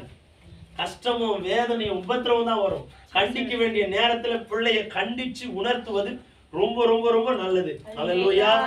அல்லேலூயா. அடுத்த வசனம் கீழ் உள்ள வசனத்தை வாசிங்க. 18. தீர்க்க தரிசனம் இல்லாத இடத்தில் ஜனங்கள் சீர்கெட்டு போவார்கள், வேதத்தை காக்கிறவனோ பாக்கியவான். வேதத்தை காக்கிறவன் பாக்கியவான். ஒவ்வொரு நாளும் நம்ம வேதத்தை நம்ம இருதயத்தை பத்திரமா பாதுகாக்கணும். எந்த சூழ்நிலையா இருந்தாலும் வேதம் நம்மோடு கூட பேசிட்டே இருக்கும். இன்னைக்கு நம்மோடு கூட உலகம் தான் பேசுது, மனிதன் தான் பேசுறான். வேத வார்த்தை அதிகமா பேசப்படல அப்படின்னா நாம வேதத்துல அதிகமா நெருங்கலன்னு அர்த்தம். இன்னைக்கு நிறைய பேருக்கு கோபமும் எரிச்சலும் பகையும் வருவதற்கு ஒரே காரணம், நான் சொல்ற விசுவாசத்தோட அவர்கள் வேதத்தோட நெருங்காததுனாலதான், ஆண்டவரோடு கூட நெருங்காததுனாலதான். எதுக்கு எடுத்தாலும் கோபம், எதுக்கு எடுத்தாலும் எரிச்சல், எதுக்கு எடுத்தாலும் பகை, எதுக்கு எடுத்தாலும் பிள்ளை மேல அந்த பகை உணர்வை வைப்பதற்கு ஒரே காரணம், ஆண்டவருடைய வசனத்தை சரியா படிக்கல. படிக்கிறாங்க, சரியா படிக்கல. அல்லேலூயா. ஆண்டவருடைய வசனத்தை படிப்பது பிரச்சனை இல்ல, சரியா படிக்கணும், ஆராய்ந்து படிக்கணும். ஆமென். கர்த்தருக்கேற்ற சிற்றை ரொம்ப ரொம்ப முக்கியம். அப்படி செய்தீங்கன்னா அவர்கள் உங்களுக்கு ஆறுதல் செய்வாங்க, உங்க இருதயத்திற்கு ஆறுதலா மாறுவாங்க, உங்க வாழ்க்கைக்கு நன்மை உள்ளவர்களா இருப்பாங்க. அந்த கடைசி வசனம் 17 கடைசி சொல்றது பாருங்க. உன் ஆத்துமாவுக்கு ஆனந்தத்தையும் உண்டாக்குவான். உன் ஆத்துமாவுக்கு ஆனந்தத்தையும், அவனால உங்க பிள்ளைகளால உங்களுக்கு ஆனந்தம் வரணும்னா, ஆறுதல் வரணும்னா, சிட்சிக்க வேண்டிய நேரத்தில் ஞானமா சிட்சிக்கணும், ஞானத்தை கற்றுக் கொடுக்கணும். கண்டிக்க வேண்டிய நேரத்துல கண்டிக்க வேண்டியது ரொம்ப ரொம்ப முக்கியம். ஆமென். எந்த தப்பு செய்தாலும் பிள்ளைய கண்டுகொள்ளாமே நீங்க விட்டுட்டீங்க அப்படின்னா அந்த பிள்ளை நினைச்சுக்கும், எங்க அம்மா எங்க அப்பா எதுவுமே எனக்கு கேட்க மாட்டாங்க, நான் எப்படி வேண்டுமானாலும் வளரலாம். என் கிராமத்துல இன்னைக்கு சின்ன சின்ன பசங்களாம் குடிக்கிறாங்க, சின்ன சின்ன பசங்களாம் குடிக்கிறாங்க. ஏன் அப்படின்னு நான் காரணத்தை தேடும் போது, அப்பா குடிக்கும் போது பிள்ளை தண்ணி முன்னு வந்து கொடுக்குறான், அப்பா சிகரெட் பிடிக்கும் போது பிள்ளை போய் பாக்குறான், அப்பா அம்மா கூப்பிடுறாங்க, இருடா கொஞ்சம் தான் முடிச்சுட்டு வந்துடுறேன் போ. பிள்ளை அதையே பாக்குறான், இன்னைக்கு அதுதான் அவன் ஃபாலோ பண்றான். இன்னைக்கு நான் போய் பாக்குறேன், அந்த அந்த ஊர்ல சின்ன சின்ன பிள்ளைங்களாம் தம் அடிக்குதுங்க, குடிக்குதுங்க. பாவத்தை இன்றைக்கு பிள்ளைகளுடைய மனசுல பெற்றோர்கள் தாங்க விதைக்கிறாங்க. உலக காரியத்தை பிள்ளைகளை திணிச்சு திணிச்சு திணிச்சு திணிச்சு இன்னைக்கு பெற்றோர்களை பிள்ளைகள் தொல்லை பண்றதே கிடையாது. ஏன் தொல்லை பண்ண மாட்டேன்றாங்க? பிள்ளைகள் பெற்றோர்களை தொல்லை பண்றதே இல்லை. இன்னைக்கு பார்த்திருக்கிறீங்களா? அப்பெல்லாம் பெற்றோர்கள் அம்மாலாம் வந்து பிள்ளை இடுப்பு மேல தூக்கி வச்சிருப்பாங்க. இன்னைக்கு எந்த அம்மாவாவது பிள்ளை இடுப்பு மேல தூக்கி வச்சுக்கிறத பாத்துக்கிறீங்களா? ஏன்? அவங்களுக்கெல்லாம் இப்ப சுலபமா ஆயிப்போச்சு. போன கையில கொடுத்துட்டு அவங்க பாட்டு போக வேண்டியதான், அது எதோ ஒன்னாலும் பார்த்து நடக்கணும். வாழ்க்கை இன்னைக்கு தடம் புரண்டு போச்சு. அன்னைக்கு நிலாவை காட்டி சோறு விட்டுன காலம் போய் இன்னைக்கு மொபைல்ல நிலாவை போட்டு நிலா நிலா வாவான்னு பாட்டு போயிட்டு கிடக்கு. வாயார அவங்க பாடல் போய் அப்பெல்லாம் பாருங்க பாட்டியெல்லாம் அழகா சொல்லி கொடுத்தாங்க. இன்னைக்கு மொபைல்ல அந்த பாட்டு பாடுது. இந்த அம்மா சமையல் கட்டில வேலை செய்து அந்த பாட்டு என்ன சாப்பிடுறதுன்னு தெரியல. அதுல பூச்சி வந்தாலும் வாரி சாப்பிட்டுருது. இன்னைக்கு நாம பிள்ளைகளுக்கு நம்ம என்னத்தை சொல்லி கொடுத்துட்டு இருக்கிறோம்? நான் உண்மையாக பாரமா நினைக்கிறேன். எனக்கும் தான் சில காலகட்டங்களில் பாரமா நினைக்கிறேன். ஜோஷுவா எங்கன்னா ஒரு இடத்துல போனாலே என் கண்ணு பார்த்துட்டே இருக்கு. தவறான காரியத்துல எதையும் நான் பலத முறை சொல்றேன், எங்க போனாலும் என் கண்ணு உன்னை பார்த்துட்டே இருக்கும். ஏன்னா நான் உன்னை சரியா வளர்த்துட்டேன்னா ஆண்டோடைய சித்தத்தை நான் நிறைவேற்றுவேன். உன்னை நான் சரியா வளர்க்கணும்னா ஊழியத்தை நான் நடத்தவே முடியாது தம்பி. உன்னை நான் சரியா வளர்க்கல அப்படின்னா ஊழியத்தை நான் நடத்தவே முடியாது. முதல்ல என் ஊழியம் உன்னை வளர்க்கணும், என் குடும்பத்தை கரெக்டா பார்த்துக்கணும். குடும்பத்தை நடத்தாலும் ஊழியத்தை நடத்தவே முடியாதுயா. தயவு செய்து புரிந்துக்கணும். ஊழியம் ஓகே, நோ ப்ராப்ளம். நான் சொல்றேன், ஆனா முதல் ஊழியம் தொடங்குற ஊழியமே எங்கன்னா உன் குடும்பம் தான். பிள்ளைகளை சரியா வளர்க்குங்க. மனைவி கிட்ட எப்படி இருக்கணும், கணவன் கிட்ட எப்படி இருக்கணும், குடும்பத்தை எப்படி நடத்தணும், குடும்ப சூழ்நிலை எப்படி கவனிக்கணும், இது எல்லாம் கற்றுக்கொள்ளணும். அப்பதான் ஊழிய வளர்ச்சி அதிகமா இருக்கும். ஆமென். ஹல்லேலூயா. நீதிமொழிகள் 3:12 வாசிங்க. நீதிமொழிகள் 3:12. தகப்பன் தான் நேசிக்கிற புத்திரனை சிட்சிக்கிறது போல, தகப்பன் நேசிக்கிற புத்திரனை சிட்சிக்கிறது போல, கர்த்தரும் எவனிடத்தில் அன்பு கூறுகிறாரோ அவனை சிட்சிக்கிறார். ஆமா, தகப்பன் தன் நேசிக்கிற புத்திரனை சிட்சிக்கிறது போல, கர்த்தரும் எவனிடத்தில் அன்பு கூறுகிறாரோ அவனை சிட்சிக்கிறார். கர்த்தருடைய அன்பு அநேக பேரை சிட்சிக்கும். ஆனா அதுக்காக நம்ம ஒரு நாளும் கடினமா நினைச்சிடவே முடியாது. ஏன்னா ஒரு பிள்ளைய பெற்றோர்கள் அதிகமா கண்டிக்கிறாங்க. பெற்றோர் பிள்ளைகளாகி நீங்க கேட்க வேண்டிய ஒரு காரியமா கவனிக்கிறீங்களா தம்பி?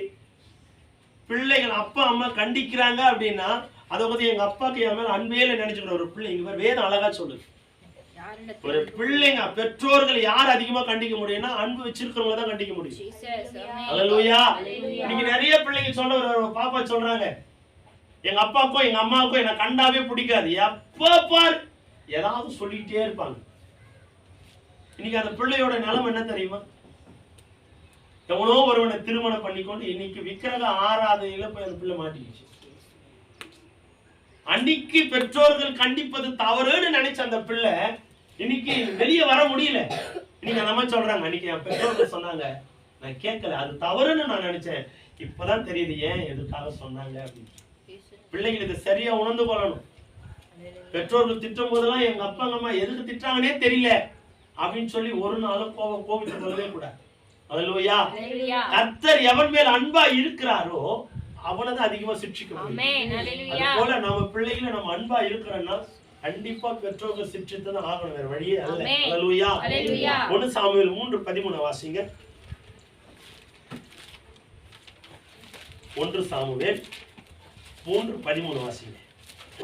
அவன் குமாரர் தங்கள் மேல் சாபத்தை வர பண்ணுகிறதை அவன் அறிந்திருந்தும் அவர்களை அடக்காமற் போன பாவத்தின் நிமித்தம் நான் அவன் குடும்பத்திற்கு என்றும் நீங்காத நியாய தீர்ப்பு செய்வேன் என்று அவனுக்கு அறிவித்தேன். பாருங்க, ஏலியுடைய வாழ்க்கையில தன்னுடைய பிள்ளைகள் பாவத்திலும் அக்கிரமத்திலும் மாண்டு போனதுக்கு ஒரே காரணம் என்னன்னா அவன் கண்டு கொள்ளல.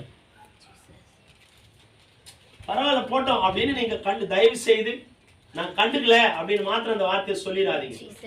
ஏலியின் பிள்ளைகள் வேலையாளாய் மாறி போனதுக்கு ஒரே காரணம் தவறுன்னு தெரிந்தும் அவன் கண்டிக்கல. ஹல்லேலூயா. பிடரியை புடைத்து செத்து போனான். பிடரி மேல விழுந்து கீழே விழுந்து பிடரி உடைந்து செத்து போனான். யாரு? ஏலி. ஏலி யாரு? தீர்க்க தரிசனம் உள்ளவன். அண்ணால் முணுங்கும் போதே என்ன முணுங்குறான்னு கேள்விப்பட்டவன். தீர்க்க தரிசனத்தை உரைத்த தேவ மனிதன், மிகப்பெரிய ஒரு பாஸ்டர். ஆனா பாருங்க, எதை சரியா வளர்க்கல. ஆண்டவர் இந்த வார்த்தையில் சொல்றாரு பாருங்க, அவன் குமாரர் தங்கள் மேல் சாபத்தை வர பண்ணுகிறதை அவன் அறிந்திருந்தோம். அவங்க பிள்ளைங்க மேல சாபம் வரப்போகுதுன்னு தெரிஞ்சும் ஏலி அதை கண்டு கொள்ளல. காரணம் என்ன? அலட்சியம். இன்னைக்கு நமக்குள்ள இருக்கிற அலட்சியம். அப்புறம் பார்த்துக்கலாம், அப்புறம் கேட்டுக்கலாம், அப்புறம் விசாரிக்கலாம். எப்பவும் ஒரு பிள்ளை தவறு பண்ண உடனே அதை சுட்டி காட்டணும். ஆண்டவர் ஒரு வார்த்தை சொல்லுவாரு, அவன் மேல வந்த சாபத்தை அவன் கண்டுகொள்ளல. பிள்ளைங்க மேல வரப்போகிற சாபத்தை அவன் கண்டுகொள்ளாதனாலதான் அவன் பிள்ளைகள் எல்லாம் வேலையால மாறி போனாங்க, என்னை விட்டு விலகி போனாங்க. அவங்களுக்குள்ள நான் சாபத்தை கொண்டு வந்தேன். அல்லேலூயா. ஒரு தீர்க்க தரிசன வரம் பெற்றோடைய பிள்ளைங்க உலகத்தின் ஆசையினால மடிந்து போனாங்க. அல்லேலூயா. அடுத்து தொடர்ந்து வாசிங்க 14. அது நிமித்தம் ஏலியின் குடும்பத்தார் செய்த அக்கிரமம் ஒருபோதும் பலியினாலாவது காணிக்கையினாலாவது நிவர்த்தியாவது இல்லை என்று ஏலியின் குடும்பத்தை குறித்து ஆணையிட்டிருக்கிறேன் என்றார். தவறு பண்ணும்போது நம்ம ஈஸியா கண்டுகொள்ளாம விட்டுறோம். ஆனா நாளைக்கு அந்த பிள்ளைக்காக பொருத்தனையோடு செய்கிற காரியம் மாத்திரம் ஏற்றுக்கொள்ளப்படும் அப்படின்றது தயவு செஞ்சு நினைச்சிடாதீங்க. என் பிள்ளை 1000 தவறு செய்தாலும் நான் கண்டுக்கல, என் பிள்ளைக்காக ஏதாவது ஒரு பொருத்தனை செய்து என் பிள்ளையை மீட்டெடுத்துருவேன், தயவு செஞ்சு தப்பு கணக்கு போட்டுறவே கூடாது. ஏலியுடைய வாழ்க்கையில நடந்த ஒரு சம்பவம். அவன் கண்டு கொள்ளாமல் போது அடுத்தது அவன் பலி செலுத்துறதுனால என் பிள்ளையுடைய வாழ்க்கை மீண்டும் பாதுகாக்கப்படும் அப்படின்னு அவன் நினைச்சாலும் அது மிக ஆகாது. நானும் சொல்லிட்டேன், நான் பாதுகாக்கவே மாட்டேன். அல்லேலூயா. சரியான நேரத்துல நம்ம பிள்ளைகளுக்கு சரியானது சொல்லிக் கொடுக்கணும் ஐயா. சொல்லிக் கொடுக்கிற வயசுல சொல்லிக் கொடுக்கணும், கேட்கிற வயசுல சொல்லிக் கொடுக்கணும். ஒண்ணு மாத்திரம் சொல்றமா, 15 இருந்து 20 வயசு வரைக்கும் உங்க பிள்ளையை ஜாக்கிரதையா பாத்துக்குங்க. அதுக்கு மேல உங்க பிள்ளையுடைய வாழ்க்கை கர்த்தர் நிச்சயமா அற்புதமா காணும். அதுக்கு மேல ஒன்றுமே நடக்காது. இதுல மாத்திரம் நம்ம தப்பித்து வந்துட்டோம் அப்படின்னா அதுக்கப்புறம் வாழ்க்கை ஆசீர்வாதமா இருக்கும். இந்த 15 இருந்து 25 வயதுக்குள்ள நம்முடைய வாழ்க்கை நம்ம எப்படி அமைக்கிறோமோ அதுதான் நம்ம சாகர வரைக்கும் அமையும். அல்லேலூயா. நம்ம ஜாக்கிரதையா அமைச்சு கொள்ளணும். நான் என்னுடைய வாழ்க்கையில எனக்கு 2 பக்கமும் சரியான பாதை இருந்தது. ஒண்ணு என் அப்பாவுடைய கண்டிப்பு, 2வது என் அம்மாவுடைய அன்பு. இது ரெண்டுமே எங்களுக்கு சரியா இருந்ததுனால இன்னைக்கு நான் ஊழியக்காரனா நிக்கிறேன். அல்லேலூயா. நான் ஊழியக்காரனா வருவதற்கு முன்பாக பயங்கரமான வாழ்க்கையில் இருந்த நண்பர்கள் என் பக்கத்திலே, உண்மையா நான் இதை சாட்சியா சொல்றேன், என் வாழ்க்கை தடம் புரண்டு போன வாழ்க்கை. ஜெயில் கைதியா இருக்க வேண்டிய ஒருத்தன், ஜெயில் வாழ்க்கையில் இருக்க வேண்டியவன், கொடுமையுள்ள வாழ்க்கையில் இருந்தவனா நண்பர்கள் தான். காசிமேட் பகுதியில இன்னும் கூட என்ன அலோவ் பண்ண மாட்டாங்க. அந்த அளவுக்கு இருந்த ஒரு அராஜகத்தில் வாழ்ந்த ஒரு மனிதன், நண்பர்களோடு சேர்ந்து அராஜகம் பண்ணின ஒரு வாழ்க்கை. ஆனால் உண்மையா சொல்றேன், கர்த்தருடைய சமூகம், கர்த்தருடைய கிருபை இந்த குப்பையை தொட்டதுனாலதான். இந்த ஆண்டவருடைய கிருபை தொட்டது மாத்திரமல்ல, அதை நான் உணர்ந்தேன், ஏற்றுக்கொண்டேன். அல்லேலூயா. தகப்பனுடைய தாயுடைய அன்பும் கண்டிப்பும் இருந்ததுனாலதான் இன்னைக்கு என்னால் அதுல இருந்து மீண்டு வர முடிந்தது. கையை மடிக்கலைன்னா கூட எங்க அப்பா திட்டுவார், அடிப்பார். திட்டல மாட்டாரு, அடிதான். அப்பெல்லாம் இந்த பட்டன் போடாம கையை விட்டாவே என்ன ரவுடியான்னு கேட்பாரு. ஊர் பொறுக்கிறியா, ரவுடித்தனம் பண்றியா, இதெல்லாம் வாழ்க்கையாடா அப்படின்னு கேட்பாரு. காலையில இருந்து ஆராதனைக்கு கிளம்பிடணும், சாப்பிடாம தான் சர்ச்சுக்கு போகணும், சர்ச்சை முடிச்சுட்டு வந்துதான் சாப்பிடணும். குடும்ப ஜெபம்னா 8 மணினா 8 மணிக்கு சரியா உட்கார்ந்துடணும். அதுக்கப்புறம் உள்ள வந்தா சோறு கிடையாது. அல்லேலூயா. அந்த கண்டிப்பு இருந்ததுனாலதான் இன்னைக்கு நான் ஊழியக்காரனா நிக்க முடிந்தது. அல்லேலூயா. அந்த கண்டிப்பை என்னால ஏற்றுக்கொள்ள முடிந்ததுனாலதான் இன்னைக்கு நான் ஊழியக்காரனா நிக்கிறேன். நாங்க 3 பேர், எனக்கு அண்ணன் அக்கா 3 பேருமே நாங்க இன்னைக்கு ஊழியம் செய்யறோம். காரணம் என்ன? அன்றைக்கு கண்டிச்சு உணர்த்ததுனாலதான் இன்னைக்கு நாங்க அந்த பாதையில போறோம்.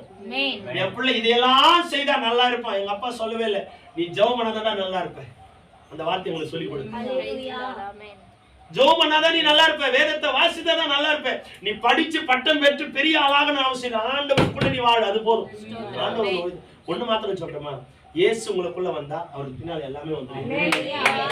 அல்லேலூயா. இயேசு ஒருவர் உங்களுக்குள்ள வந்தாருன்னா எல்லாமே பின்னாடி வந்துரும்.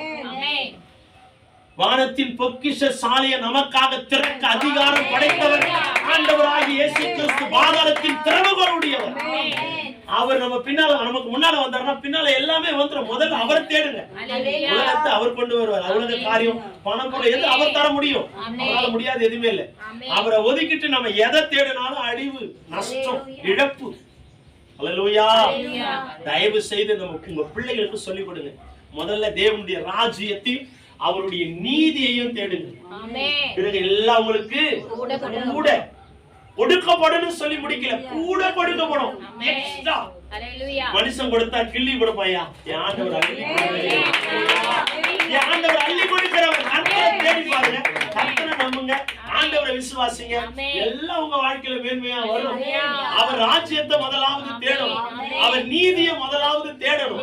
அவர் வார்த்தை, அவர் அன்பு, அவர் பரிசுத்தத்தை முதலாவது தேடுகிற நீங்களும் நானும் ஆசீர்வாதமா தான் இருப்போம். பிள்ளைகளுக்கு சொல்லிக் கொடுங்க ஆண்டவருடைய வார்த்தை வசனம், அவர் நமக்காய் செய்த தியாகத்தை சொல்லிக் கொடுங்க. உலகத்துல பெற்றோர்கள் பிள்ளைகளுக்காக, பிள்ளைகள் பெற்றோர்களுக்காக செய்ய முடியாத மகத்துவமான ஒரு தியாகத்தை என் அப்பன் இயேசு நமக்காக. நம்ம பெற்றோர்கள் மரிப்பாங்களா?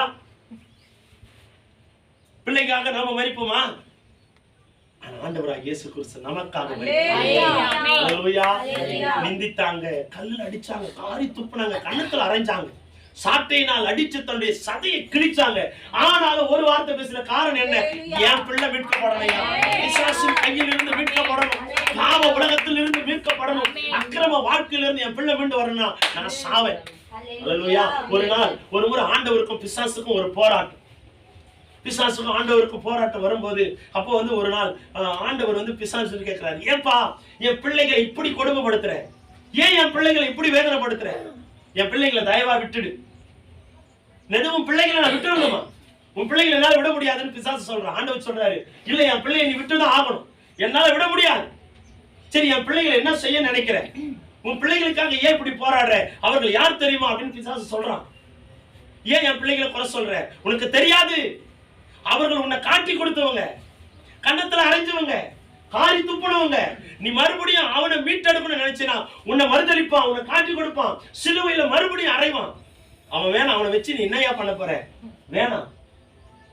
உடனே ஆண்டவர் கேட்கிற, தயவு செய்து விட்டுடு, என் பிள்ளைகளை நீ விடணும், நான் என்ன செய்யணும்? பிசாசு இடத்துல ஆண்டவர் கேட்டாரா? அதுக்கு பிசாசு ஒரே வார்த்தை சொன்ன, உன்னால முடியாது. இல்ல என்னால முடியும், என் பிள்ளைகளை மீட்டெடுக்க என்னால முடியும், நான் என்ன செய்யணும்? உன்னால முடியாதியா?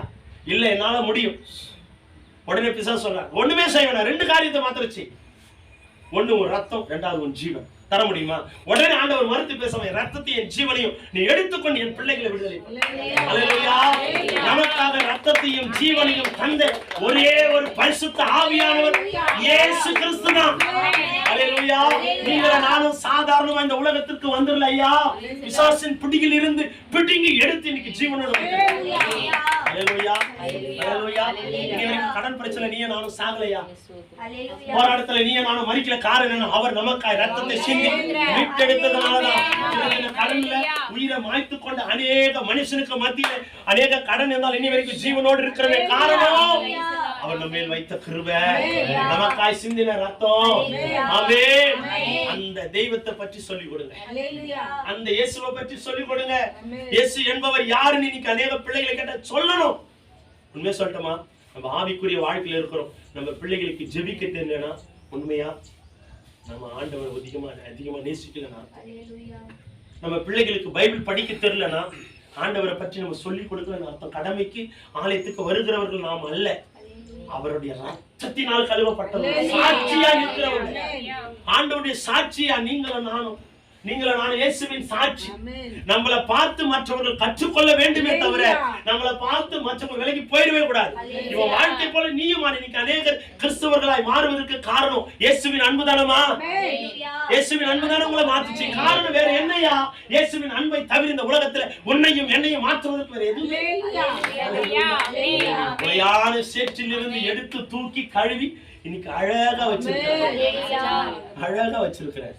அந்த தெய்வத்தை பத்தி சொல்லி கொடுங்க. போல இந்த உலகத்துல யாருமே சிதைக்கப்பட்ட என் வாழ்க்கை இன்னைக்கு ஒரு மாறி சிதைந்து போயிருக்க வேண்டிய வாழ்க்கை. எதுக்கு எடுத்தாலும் கோவம், எதுக்கு எடுத்தாலும் சண்டை, எதுக்கு எடுத்தாலும் பாக்க. என் வீட்டுல ஒரு சாமான் இருக்காது, ஒரு பாத்திரம் எல்லாத்தையும் உடைக்கப்பட்டு நொறுக்கப்பட்டவானா. என்னை கண்டாலே என் வீட்டுல இருக்கிறவங்க எல்லாம் பயப்படுவாங்க, என்கிட்ட பேசவே பயப்படுவாங்க. இன்னைக்கு யார் என்ன திட்டாங்க அடிச்சாலும் கர்த்தருக்கு ஸ்தோத்திரம்னு சொல்லிட்டு வருகிற குணம் வந்தது வேதத்தில் இருக்குது. என் குணம் மாறியதுக்கு ஒரே ஒரு காரணம் என் அப்பனுடைய வார்த்தை. ஆவியாய் உலகத்துல வாழ்ந்து பரிசுத்த வாழ்க்கை தேடி வர வச்சு அவருடைய அன்பை போல மகத்துவமான அன்பு உலகத்துல எதுவுமே. உண்மையா சொல்ல, என் வாழ்க்கை தடம் புரண்டி போக வேண்டிய வாழ்க்கை. எங்கேயோ எந்த செயலும் ஆனா இன்னைக்கு மனைவி பிள்ளைகளோட ஊழியக்காரனா ஊழியத்தை நான் தேடணும். மேலான சுகத்தை நான் தேடணும். அந்த திருமணத்துல ஒரு காலகட்டங்களில் என்னை பார்த்து டேன்னு சொன்ன ஒரு மனிதன், இந்த காலகட்டம் அந்த காலகட்டத்தில் என்ன டேன்னு சொல்லி கூப்பிட்ட ஒரு மனுஷன் இன்னைக்கு என்னை பார்த்து கூப்பிடுறாரு, ஐயா முன்னால ஸ்டேஜ்ல வந்து உட்காருங்களா, மாஸ்டர் ஜெபிக்கிறீங்களா? காரணம் என்ன? என் அப்ப தேடி வந்ததுனாலதான். அவர் மாத்திரம் என்னை தேடி வரல, என் வாழ்க்கை நிர்மூலமாய். ஒருவேளை சாப்பாட்டுக்கு கூட வழி இல்லாத பிச்சை எடுத்தவையா நான் ஒருவேளை சாப்பாட்டுக்காக பிச்சை எடுத்துவேன். இன்னைக்கு நான் கார்ல உட்கார்ந்து போகும்போது ஒரு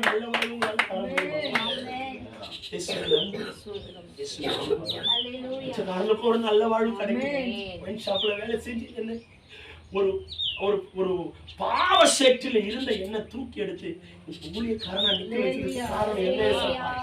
ஏன்னா உங்களுக்கு ஏன் இவ்வளவு அன்பு? எசபகல நான் கேட்கிற ஒரு வார்த்தை, உங்களுக்கு ஏன்ப்பா இவ்வளவு அன்பு? உலகத்துல எத்தனையோ பேர் இருக்கிறாங்க, என்ன ஏன்ப்பா எடுத்தீங்க? படிக்க தெரியாத இருந்த எனக்கு ஏன் இந்த ஊழியத்தின் பாதை ஒன்றே ஒன்றுதான், அவர் ஏதோ ஒரு காரியத்துல நம்புறார், ஏதோ ஒரு காரியத்துல உங்களுக்கு இந்த ஊழிய பாரத்தை கொடுத்து வருகிறேன். அவரை பற்றி உங்க பிள்ளைகளுக்கு சொல்லி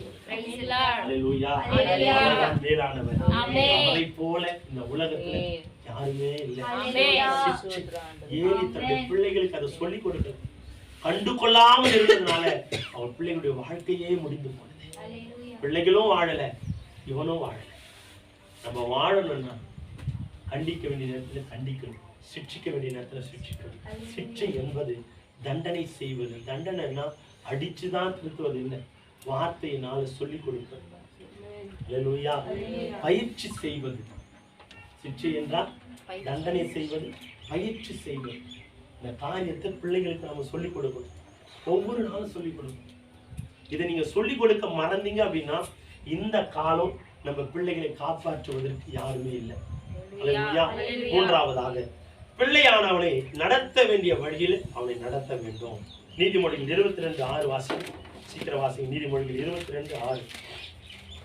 நீதிமொழிகள் 22:6. பிள்ளையானவன் நடக்க வேண்டிய வழியிலே அவனை நடத்து, அவன் முதிர் வயதிலும் அதை விடாதிருப்பான். ஆமா, பிள்ளையானவனை நடத்த வேண்டிய வழியிலே அவனை நடத்து, அவன் முதிர் வயதிலும் அதை விடாதிருப்பான். உங்க பிள்ளைகளுடைய வளர்ச்சி, உங்க பிள்ளைகளுடைய முதிர் வயதின் வாழ்க்கை எப்படி இருக்கணுமா?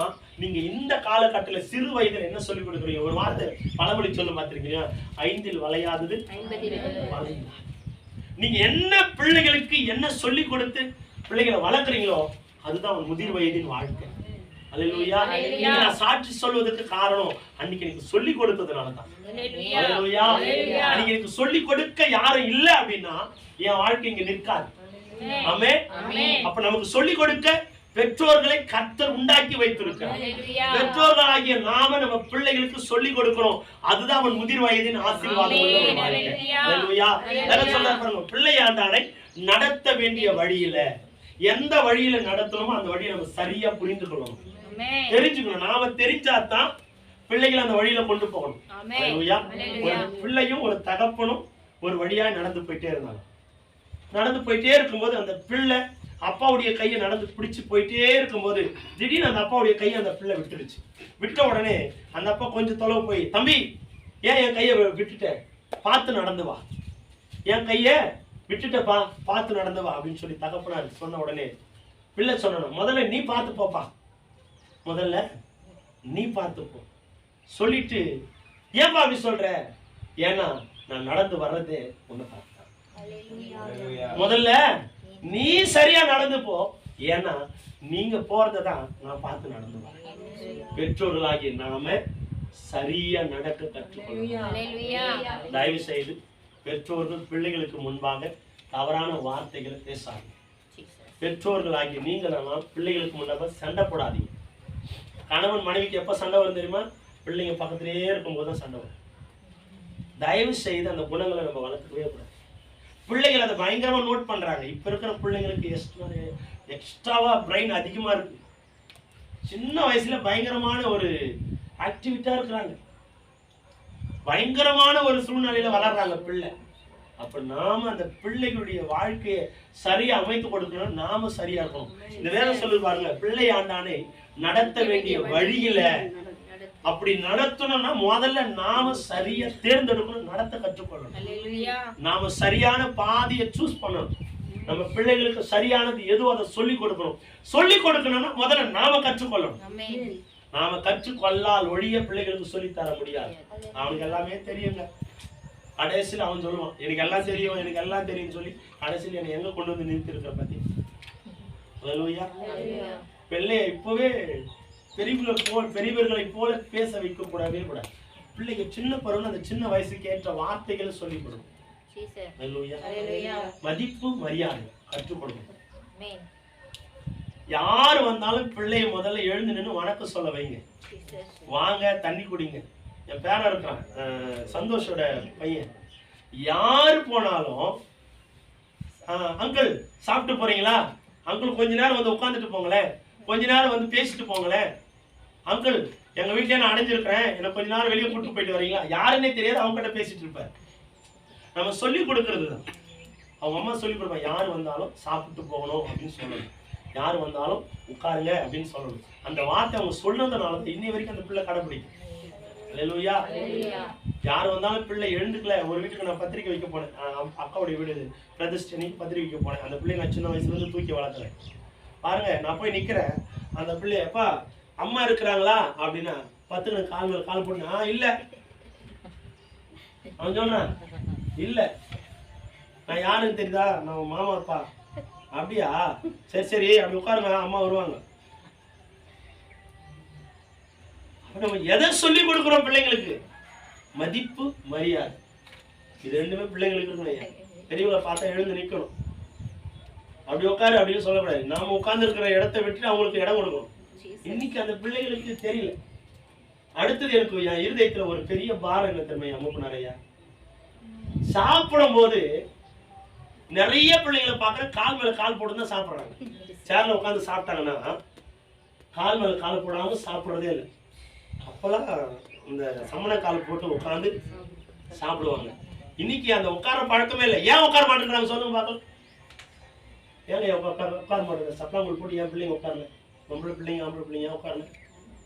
பேண்ட் டைட்டு, உட்கார முடியாது.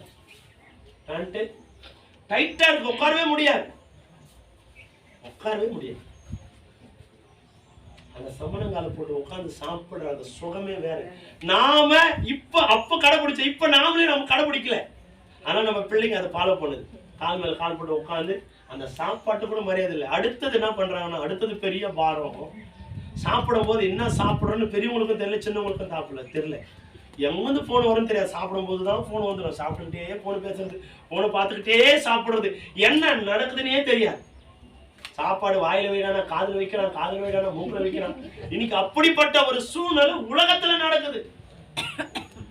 தயவு செய்து சொல்ற, பிள்ளைங்க பெருசானாலும் பிள்ளைங்க சொல்லுங்க, சாப்பாடு வடிச்சா மொபைல் ஓரமா வச்சு மொபைல் ஓரம் உடனே சாப்பிடு. என்ன சாப்பிடுற, அம்மா என்ன காய் வச்சிருக்கிறேன் பாரு, அம்மா என்ன குழம்பு செஞ்சிருக்கிற நல்லா இருக்கு, அதை சொல்லுங்க. வெளியே போனா என்னடா சாப்பிட்ட அப்படின்னா மறந்துட்டு அம்மா ஏதோ குத்தாங்க சாப்பிட்டு வந்துட்டேன். நீங்க பிள்ளைங்க சொல்றாங்க. மதிப்பு மரியாதை, நல் வழி, நடத்த வேண்டிய வழி எது, அதான் சொல்றாரு சங்கீத நீதிமொழிகள் அழகா சொல்ற. நடத்த வேண்டிய வழி எது, சூஸ் பண்ணு, தேர்ந்தெடு. அந்த வழியில் உங்க பிள்ளைங்க இப்படி நீங்க நடத்துவீங்கன்னா உண்மையா சொல்ற, கர்த்தருடைய சமூகத்துல சொல்ற தீர்க்க தரிசனம் சொல்ற உங்க பிள்ளைங்க ராஜாவை. எங்க ராஜாவை நிற்பாங்கன்னா ராஜாக்களுக்கு மத்தியில ராஜாவாய் நிற்க கர்த்தர். அல்லேலூயா. ராஜாவா இருக்கணும்னா நீங்க தான் முடிவு எடுக்கணும். அல்லேலூயா. உங்க பிள்ளைங்க ஒன்றும் இல்லாமல் இருக்கிறதும் நீங்க தான் முடிவெடுக்கணும், ராஜாவா நிற்கிறதுக்கும் நீங்க தான் முடிவெடுக்கணும். நீங்க தான் தீர்மானிக்க போறீங்க. ஆகையினால பிள்ளைகளை நடத்த வேண்டிய வழியில நாம நடத்தணும். நிறைய வார்த்தைகள் இருக்கு, நமக்கு நேரம் இல்லை. ஆகையினால நடத்த வேண்டிய வழியை சூஸ் பண்ணுங்க, தேர்ந்தெடுங்க.